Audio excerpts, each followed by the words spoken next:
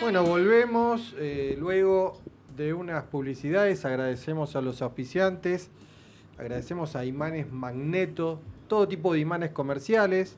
Los encontrás en www.imanesmagneto.com.ar. Agradecemos también a Midas Peluquería, el mejor salón de belleza del barrio de Palermo, en Escala Britney Ortiz 3174. Y agradecemos al doctor Mariano Recián y su administración de consorcios. Perfecto, sí. Vos si tenés algún problema en el edificio, medianeras, un problema con el vecino, tema de expensas, lo llamás a Mariano, lo consultás, él, ¿sabes cómo hace? Chequea tu expensa Sí, y te dice, bueno, acá están medio choreando, sí. acá este está bien, este ítem está bien, y te arregla las cosas. Exactamente, lo encontrás en el Instagram en Administración de Consorcio Recián. Bueno, hoy tenemos una noticia para leerles, que es una noticia que se publicó en el boletín oficial en estos días en la ciudad de Buenos Aires. La ciudad de Buenos Aires tiene históricamente una necesidad de tener su propio sistema penitenciario. De hecho, muchos de los problemas del año pasado tenían que ver con que se escapaban los presos, ya que estaban detenidos en comisarías, sin el personal adecuado a la hora de la custodia, ni siquiera las condiciones de infraestructura necesarias para alojarlos.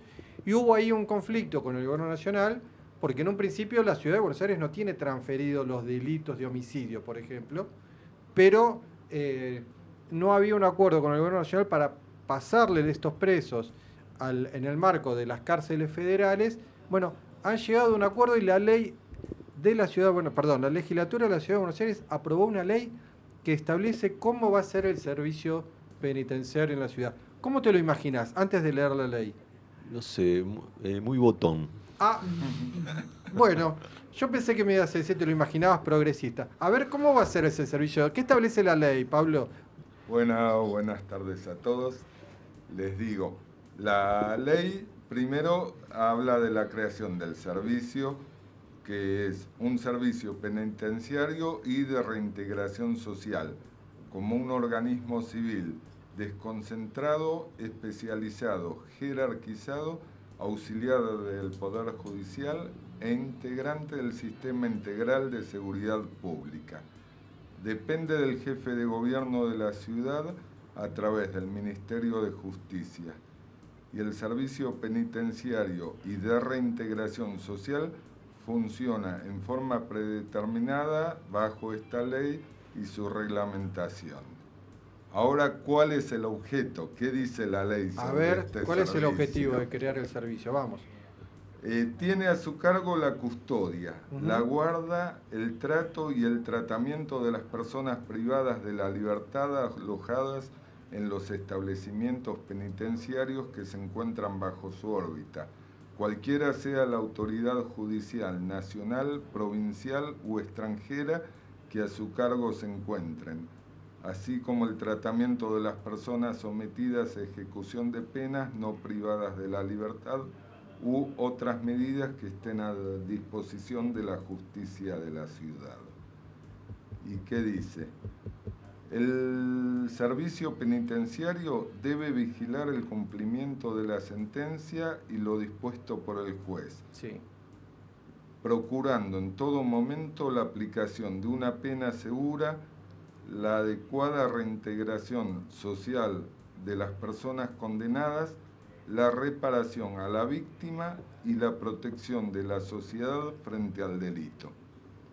Bien. En todas las etapas de la ejecución de la pena, el servicio penitenciario y de reintegración social promueve procesos formativos que contribuyen a la materialización de los objetivos acordados en el plan de vida de las personas condenadas, facilitando el acceso a la educación, la salud, la capacitación laboral y la vinculación social en el marco de los objetivos fijados en este plan de vida.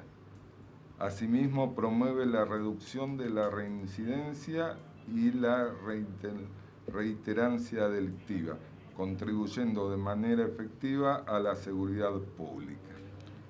Bueno, lindos enunciados. Todo lindo enunciado, la realidad es que generalmente las cárceles se transforman en un antro tremendo y las experiencias de las personas que son más de derecha siempre dicen, no, mira en Europa, mira acá, mira allá.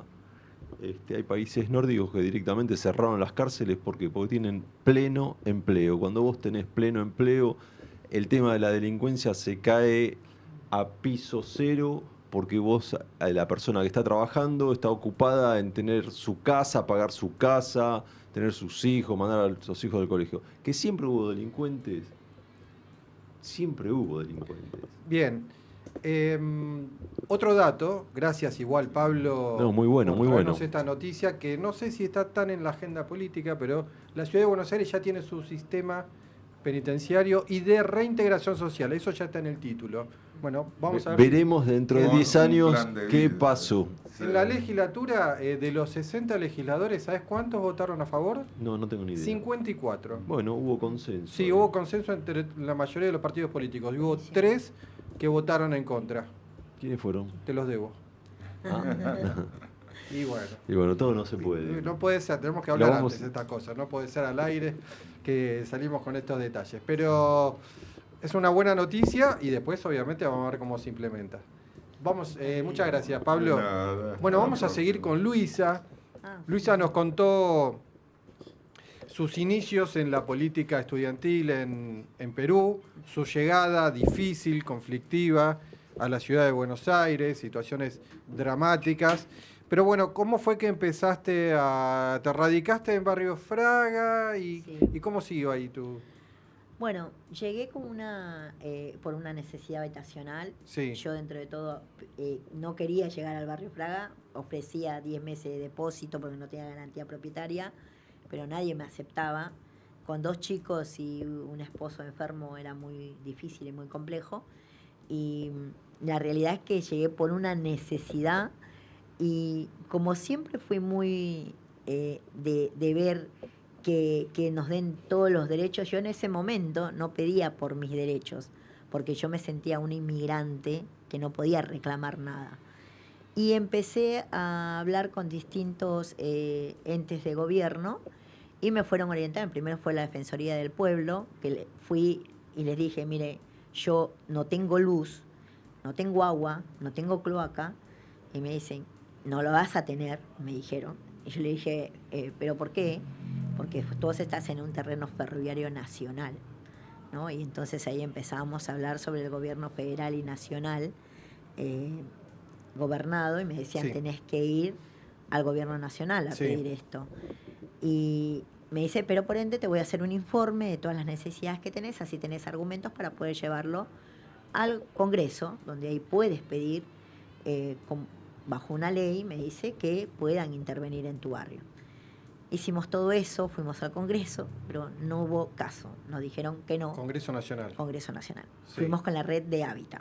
Sí. Posteriormente fuimos a la legislatura nos decía que no. Y en ese contexto, perteneciendo a la Comuna 15, fui caminando y fui a la Comuna 15. La sede comunal. La sede comunal, que en ese Sí. momento seguía estando ahí. Estaba, creo que en lo que era, había una salita y funcionaba en ese espacio. Sí. Y ahí conocí a una gran amiga, Roxana, que me dijo, bueno, nosotros no podemos ayudarte tampoco. Sí. El presidente de la comuna, creo que en ese momento era Crevena, o un Ignacio poco antes. Crevena. Sí. Y Roxana Gierruso. Sí, nombrás. exacto. Y bueno, entonces no podían hacer nada tampoco ellos. Y yo decía, no, yo tengo que traer, porque acá están robando la luz. Y ¿Pero el barrio se estaba organizando o ya eras no, vos? no. Yo en su momento, porque yo por una necesidad de que no tenía luz y me cortaban a cada rato la luz porque había un señor que daba la luz y te cobraba, pero no, yo le decía, cóbreme con recibo y yo le pago. No, me decía, no, vos me tenés que pagar si no te corto la luz. Entonces yo tenía que tener luz porque si no, no podía llevar a mi esposo, que había salido del coma, Sí. a vivir ahí. Entonces, por una propia necesidad fui caminando, buscando, y ahí fui organizando adentro del barrio por las manzanas, hablando con vecinos.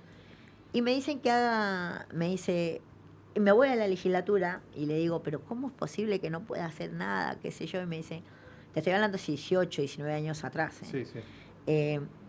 Y me encuentro en ese momento con la primera gestión de Mauricio, y creo que estaba en el Ministerio de Desarrollo Humano María Eugenia. Sí, que era- Desarrollo Social, María sí, Eugenia Vidal, María Eugenia 2008, Vidal. 2009, 2010. Sí, iniciaba la gobernación el PRO, y yo digo, bueno, necesito una respuesta. Y le digo, yo hago lo que sea. Me dice, no podemos entrar al barrio porque es un barrio nacional. Sí. Entonces me dice María Eugenia, si querés hacerme una denuncia, denunciame y yo puedo ayudarte, pero no puedo entrar así porque sí.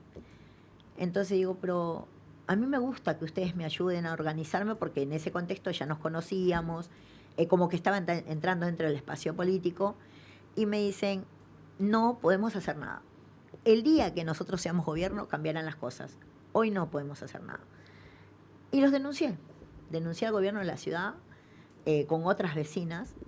En ese contexto, Jonathan Valdivieso, no sé si lo conocen, Sí, claro. Jonathan Valdivieso, Abogado. abogado, Y amigo, y María María Eva Eva. Cousubitis, Ay, qué que bueno en que ese lo pronunciaste momento, vos el apellido. que en ese momento no eran esposos, sino eran contrarios, me ayudaron a hacer un informe, porque en ese momento estaba en la coalición cívica trabajando Jonathan Valdivieso, como abogado. Entonces me empieza a asesorar, que distintas cosas, y empezamos a caminar en el barrio, a organizarnos junto con él, y la coalición adentro.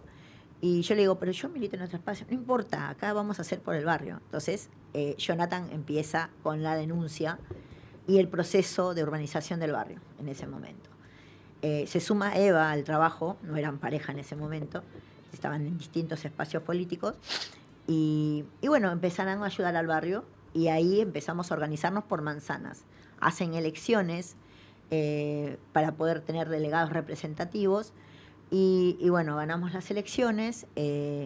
Después creo que sale Jonathan de la coalición, pero sigue siendo asesorándonos como abogado. Y me dice, bueno, en el Instituto de la Vivienda, me dice, qué bien que hiciste la denuncia, ahora sí te puedo ayudar. Te voy a llevar la luz de emergencia, agua de emergencia y cloaca de emergencia. Pero si no me haces Seguramente nada. algún juez ordenó Sí. que a la ciudad garantice el acceso a los servicios básicos. A los servicios aunque básicos. sea un terreno nacional. Aunque sea sí, exactamente, se intimó al gobierno de la ciudad, al gobierno nacional también, porque no había ¿cómo se llama? Tomado en cuenta. Te quiero traer un poquito más al tiempo, hacia acá. Sí. Y por ahí Pablo también tiene algo para preguntar, porque veo el reloj y siento que nos vamos a perder Ok. de un poquito de actualidad. Sí. Después vino el proceso De urbanización del de barrio. urbanización. Bueno, si querés contarnos un poquito, pero también preguntarte por la actualidad. Hoy se está discutiendo mucho Sí. el tema de la situación en barrios populares, el acceso a la vivienda, la gratuidad de los servicios. En muchos barrios populares no se pagan los servicios básicos, no se paga la Exacto. luz. Eso también promueve que entren empresas, ¿no? Entran empresas a, no sé, talleres clandestinos, sabiendo que no pagan la luz, en uno de los insumos más caros no lo pagan, un lavadero y otras actividades. ¿Cómo te imaginás poder salir de esa situación y que estén todos en igualdad de condiciones? Yo creo que nosotros, en lo que contexta el barrio Fraga, siempre hemos pedido poder pagar todo. E incluso Jonathan nos dijo, cuando hizo el proceso de urbanización, también dijo, tienen que pagar las tierras, pero bajo la ley se dijo que en el proceso no se pagaban las tierras, más que tenías que pagar el tamaño de lo que vos tenías, como el contexto de ABL y esas cosas, ¿no? Sí. En ese contexto, yo creo que, a ver, si empezamos a pagar, creo que todos están en su derecho de decir que, bueno, nos dieron viviendas, que la gente no sabe, o sea, agradecer, y tal vez de poder generar de que estas cosas que vos mencionás no sucedan en distintos otros barrios. En Barrio Fraga es como que lo único que tenemos es el famoso negocio inmobiliario que dicen que puede ser afuera, es adentro. Sí. A mí me da mucha pena, yo entiendo que muchos vecinos alquilen a personas que tienen una necesidad, porque la misma necesidad que tuve yo la tienen muchas otras que no pueden acceder a alquilarse algo afuera, y terminan alquilando en el barrio donde te cobran mucho más de lo que vos podés pagar afuera, no teniendo, o sea, no pagando luz, agua, internet, ponele. Entonces todas esas cuestiones a veces son bastante complejas de poderla organizar. Pero Sí. dentro de todo, con un proceso de urbanización, se puede organizar todo eso. Nosotros queremos pagar nuestros servicios dentro del barrio, porque los que es aledaño al barrio y las viviendas que ya fueron adjudicadas, todos pagan ABL, luz, agua, y queremos tener ese mismo derecho de poder pagar lo que corresponde. Y sabemos que estamos en un lugar bastante beneficioso, donde cualquier persona de la ciudad no hubiese accedido a ese lugar tan solo por el hecho de nosotros por una necesidad y ellos de usurpar, ponete que nos dicen usurpadores entre comillas. Yo no me considero una usurpadora, me considero una persona con derecho a una necesidad de vivienda y que no tenía opción, porque si hubiese tenido otra opción no hubiese ido a Fraga. Hubiese estado en otro lado y no hubiese organizado a los vecinos para poder llegar a un proceso de urbanización muy participativo, donde el gobierno puso mucho, pero todavía falta. Una pregunta, Luisa. Desde el barrio Fraga, que era un barrio de emergencia, se transformó en un barrio consolidado. ¿Cómo fue la entrega de las viviendas a los vecinos? ¿Cómo finalmente se les entregó las viviendas? Sí, a todos. A todos. Todas las 678 viviendas han sido entregadas a los vecinos del barrio Fraga, que fueron censados, relevados y algunos que presentaban documentación, porque en el momento del censo no estuvieron, pero el 100% fueron ¿Y entregados a vecinos. ellos van pagando la propiedad o se la Sí. regalaron? No, pagan un porcentaje que no supere el 20% del sueldo mensual que suma en cuanto al ingreso que tengan, porque en ese ingreso tienes que sumar que tengas que pagar la luz, el gas, el agua, la vele, y que no supere ¿Y todo eso. las personas que fueron beneficiadas de eso pueden vender las propiedades? Pasados 5 años, lo íbamos a poner en la ley pasado 10, pero pasados 5 años, si tienes abonado ya la vivienda completamente, al primero que le tenés que ofrecer es al Instituto de la Vivienda. Antes de los 5 años, perdón. Posterior de los 5 años ya tenés el derecho de poder vender la vivienda. En todo caso, no quieras estar más ahí. En Barrio Fraga, la única venta que tuvimos hace poco es de una persona por violencia de género, que ella ya no podía seguir viviendo en ese departamento porque la familia del esposo vivía también en ese mismo complejo, en ese mismo edificio, en el consorcio, y ella no era muy sano vivir ahí, entonces Claro. decidió venderlo. Las unidades que son de 2 ambientes con living, baño y lavadero. Hay unidades hasta de 5 ambientes. La más chica son de 2 ambientes, que es una habitación, living, tipo balcón francés, ¿viste? O sea, Sí, sí, sí. fue muy participativo, donde todos pudimos tener opción a decir, bueno, de cuántas habitaciones podían ser por la cantidad de niños que contenía cada familia a veces, y por eso se hizo la más grande de 5 ambientes con dúplex.